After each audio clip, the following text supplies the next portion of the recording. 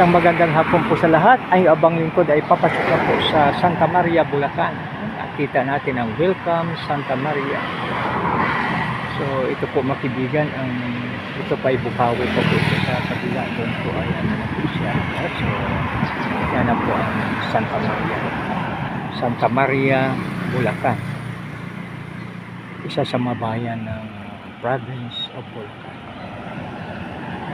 So makibigan, ngayon ang Biyernes Santo, so Holy Friday ngayon, kaya pansya malimit ang mga nagbabiyahe.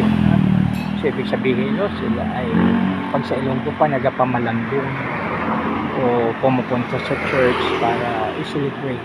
So ibig sabihin panahon ng pagnilay-nilay, panahon na para tayo ay ating bigyang pansin ang sakripisyo ng ating Pasyon Kristo sa krus ng Kalbaryo. Sa muli, isang magandang mapagpala, mapagbiyaya at makabless po na hapon sa bawat isa. God bless us all.